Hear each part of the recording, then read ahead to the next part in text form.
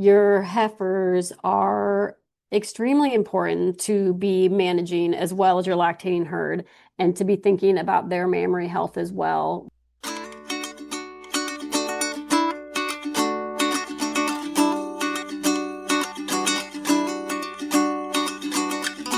Welcome back, everyone, to the Dairy Science Digest. This is a podcast designed to bring the Journal of Dairy Science straight to the ears of dairy producers. My name is Reagan Bluel from the University of Missouri Dairy Team, and I'm excited to announce that today we have a guest from the University of Missouri. I always like to feature science that comes out of my home campus here. So Dr. Pamela Adkins is here to talk about the topic this month that's probably going to make every listener cringe. I can't lie. Intramammary infections occurring in your replacements. It's always such a tragedy investing 2 years worth of development to freshen her out and to find mastitis. And unfortunately, this is more common than we'd really like to think about. Yet somehow we still just know very little about it. So Dr. Adkins and her team of veterinarians here at Mizzou focused in to better understand the dynamics of mammary development and the rude interruption of mastitis in this class of animals.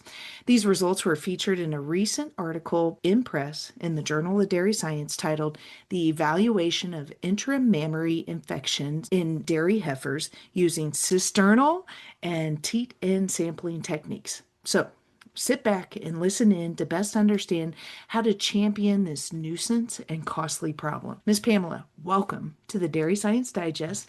Please take a moment to introduce yourself to the listening audience. Thank you for having me. I'm excited to talk about my research. I am an associate professor in the College of Veterinary Medicine. So I teach vet students, work in the clinic here at Mizzou, and also do research. And my research mostly focuses on mastitis, and in recent years, a lot more on heifer mastitis specifically. Yeah, and there's just about nothing worse than having a group of heifers come in fresh, damaged. So let's describe a little bit more about why this matters. Why have you chased this topic?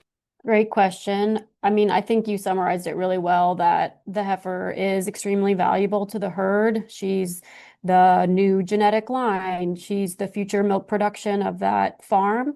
And it's great if she can enter lactation starting out in good health with her mammary gland healthy and, doing the things she's supposed to do.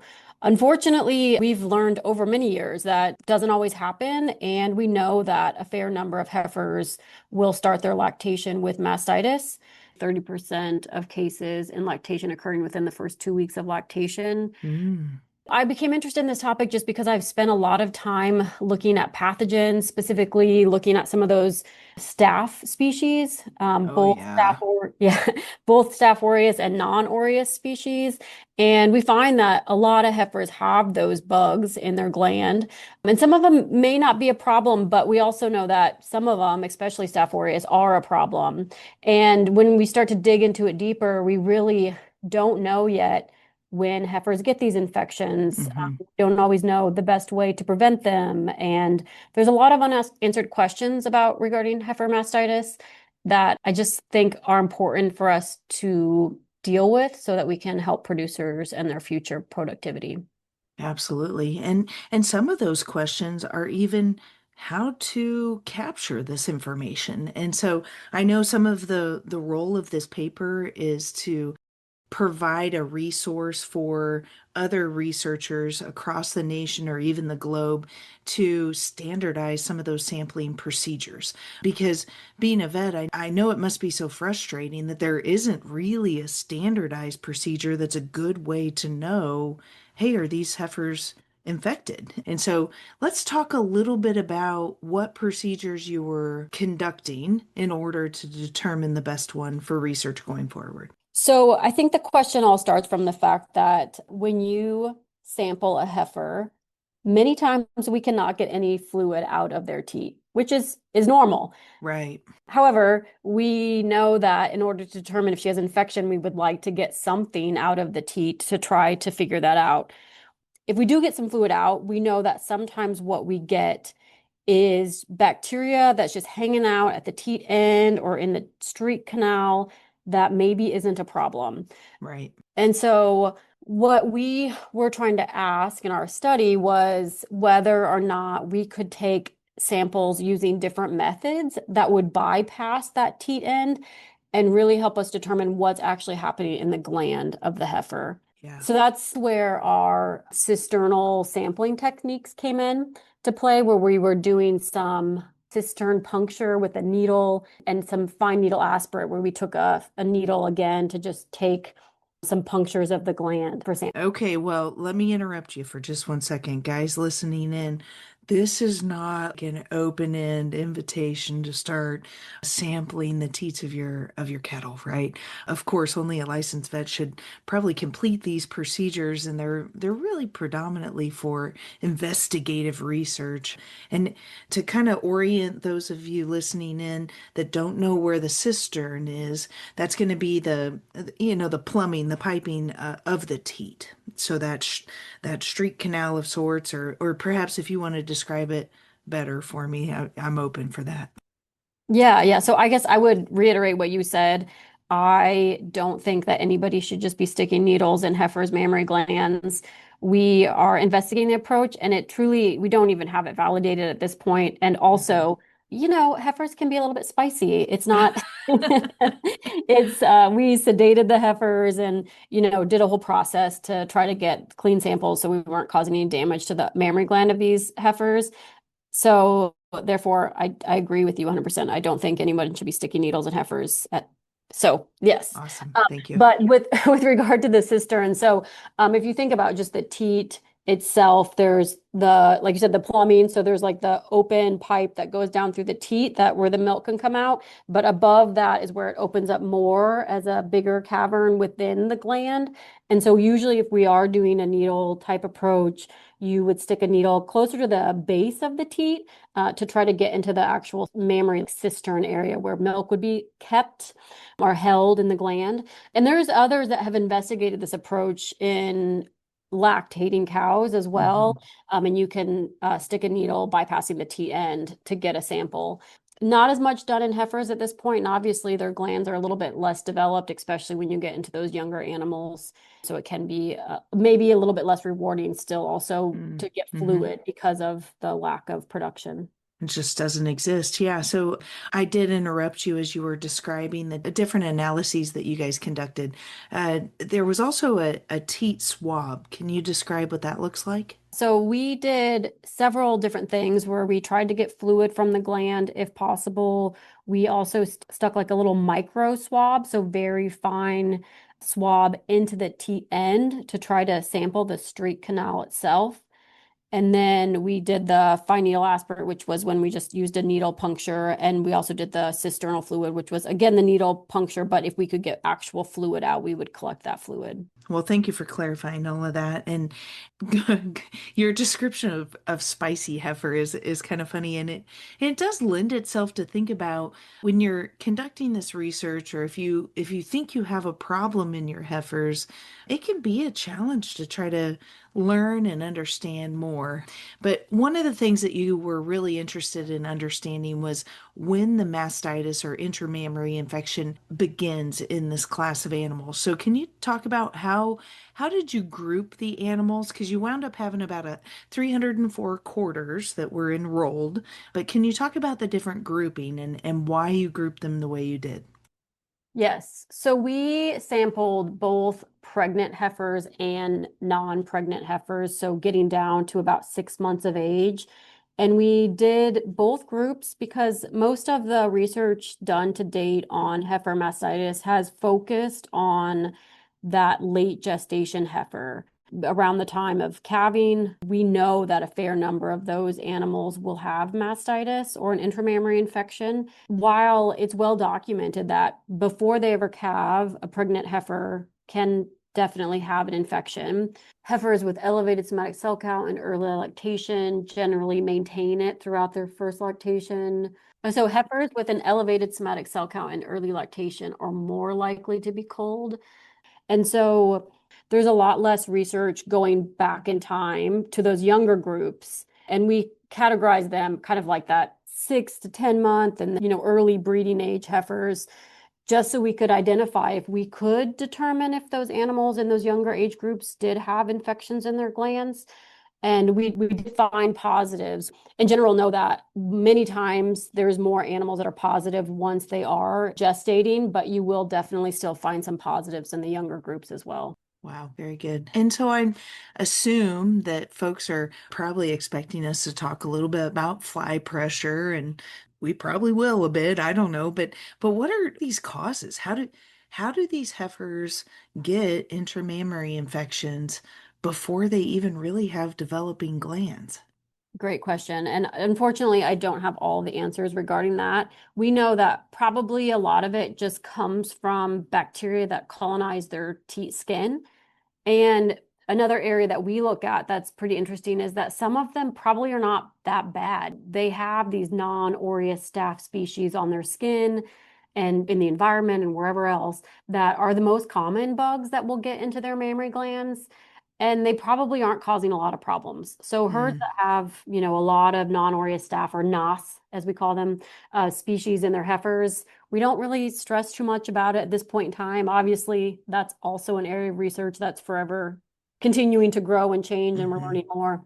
But currently, we don't stress about it. It's more if we're finding major pathogens like Staph aureus or strep species. And some of it probably, again, is related to colonization of the skin. Flies are likely a huge issue, especially with staph species, and then the environment that the heifers are living in. Sometimes heifer environmental conditions are not as well kept up as we would say in the lactating herd.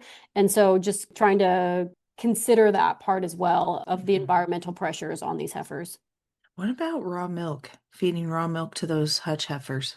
Yeah, I spent some time trying to like look into that a little bit more recently just because I do get that question sometimes. And I don't think there's any good data that I can see that point to that definitely being a cause. There was a recent study, or not recent, but a study out of Europe that looked at feeding Staph aureus to heifers, and they didn't see an increase prevalence within the heifers. But I also know that the whole idea of drinking raw milk and then getting Staph aureus just on their mouth and then on their skin is a reasonable consideration. hmm Um, but I don't know if it's been proven per se. Sure. Yeah. I was noticing in the data that a lot of the results were those non-aureus staphylococci that you were talking about, the NAS.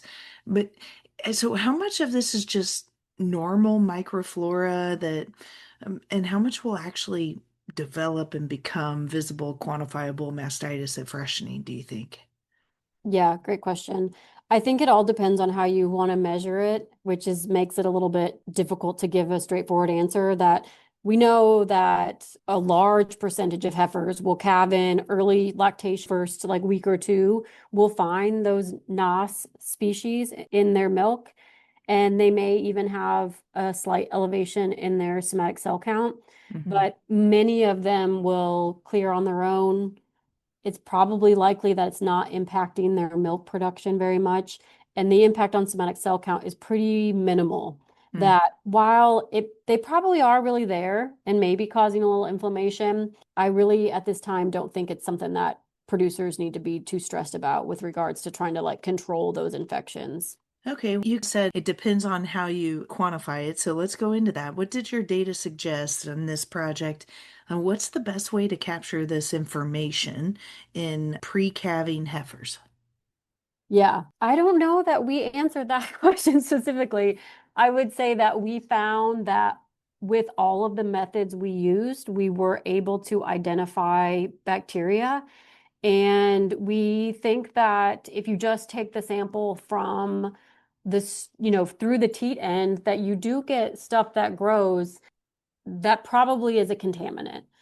That said, if you culture a Staph aureus per se in this young, say 6-month-old heifer. hmm In this study, unfortunately, we didn't follow them. I didn't follow these girls over, as hmm she got to the 11 to 60-month-old age or the early gestation or late gestation age. So currently, I don't know that if we do identify Staph aureus at 6 months of age, is she still going to have that Staph aureus infection when she calves? And I think that's a really important question of like that longitudinal data that Hmm. still needs to be looked at further. I'm guessing with Staph aureus, it probably is something that's more of a concern, but we don't have all those answers right now. Sure. And, ironically, I think if I've got listeners over many sessions, they will hear that over and over and over again. Researchers every month always say, but wait, there's more. We're never done studying dairy science. And I think that's kind of what's so fun about featuring the work that's out there happening at land grant universities. So let's talk a little bit about the data. Tell me about if you think you're having a heifer mastitis problem. When's the best time to pull these samples in the phase of development? I think that currently at gestation is probably makes the most sense. So if I was actually dealing with a herd that was having a heifer mastitis problem, I think getting some samples when we can get a sample through the teat end is probably the most reasonable at this point in time. Mm. But I do think that if you're a veterinarian evaluating a herd that's having mastitis problems in heifers, doing a full evaluation of heifer management and heifer nutrition and environmental strategies and things like that are important to try to determine if there are risks that we can look at, even if we don't exactly know when they get the mastitis. Also, you can also do just early gestation samples. So if producers don't want anybody to mess with that prepartum heifer's glands, I totally Right. understand. Sure. Yeah, and we can do sampling in early lactation because we know that many times if we get a positive sample from a heifer in early lactation, it's most likely that she got that infection prepartum. And so if we're getting a lot of mastitis in early lactation heifers, that we should probably be looking back at the heifers prepartum and seeing what kind of things are going on. Well, and I'm certain that every veterinarian doing these heifer samples would attempt to be as sterile as possible, but sticking a swab up the teat in that has never been opened, it's a less than perfect situation, right? Can you talk Absolutely. about, are there any strategies to trying to make that more sterile? What's the best way to gather up that sample? Yeah. So I think I mean, when in this study, what we did was probably one of the biggest things that helped us the most was, like I said, a little bit of sedation for those heifers, just to get them to stand still and stop dancing and be able to manipulate their gland because they just are not used to anybody touching their mammary glands. Sure. And then we did a lot of prep of samples similar to what we would do for collecting milk samples. Because, in the parlor, it's the same situation of Hmm. trying to get the end of the teat clean and trying to keep your environment as clean as possible so that you can get a sample that's actually representative of that true mammary gland versus the environment of the dairy farm and all that other stuff that can cause contamination. Sure. Yeah. But I would applaud you because as I was looking through the data, there was very little contamination that resulted in you throwing out samples. And so congratulations on getting that accomplished, less than 2%. Thank you. And when I read that number, I was like, no way, that's incredible. Yeah. Environmental pathogens growing in around the foot of the cow is copious. Right, right. So And I will give kudos to my grad student, Alyssa Novo. She was very meticulous about awesome. her sample collection for sure. It matters. It really does. Okay, Absolutely. so if a producer's having trouble with mastitis in general, is there a good way to, or a good location that they could send aseptically collected samples from the lactating herd? I know I'm deviating some from the paper, but that's a good next step if you've got a somatic cell problem is to try to figure out what bug you're fighting. So where could producers send these samples? I think it really depends on where they're located. Many times, your local veterinarian in some areas of the country will happily take milk samples and do cultures. Some farms, as you know, like do on-farm cultures if they get set up with a good lab system on their farm.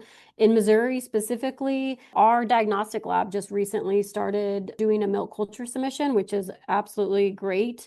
Uh, Yay. yeah, I'm very happy about that. It's a lot cheaper sample than just a regular bacteriology sample. And so, yeah, which is huge. So I'm really happy about that for the Mizzou Diagnostic Lab to have that test now available. That's awesome. And so if they go to collect the sample, of course, we got to sanitize the end of the teat prior to collecting the sample.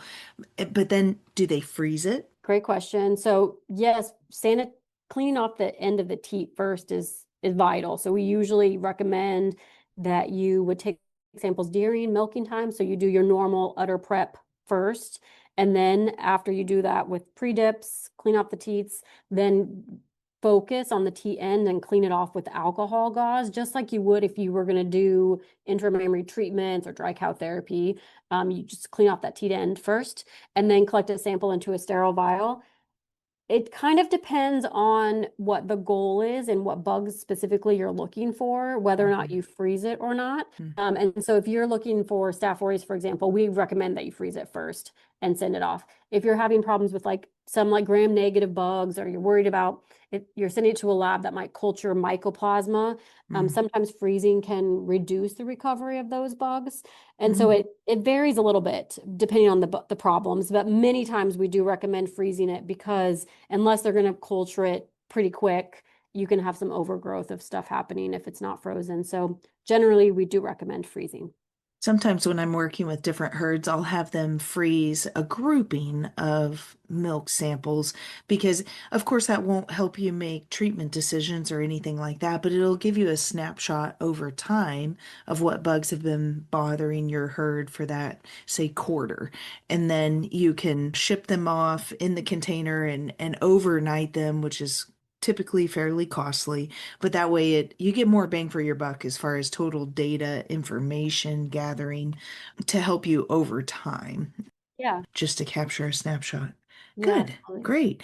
Well, I did find it very interesting when I was looking at the data. The pregnant animals were, or the mid-gestation animals were 8 times more likely to show mastitis growing pathogens than your nulliparous or those young animals that are not yet gestating. Can you describe why that might be?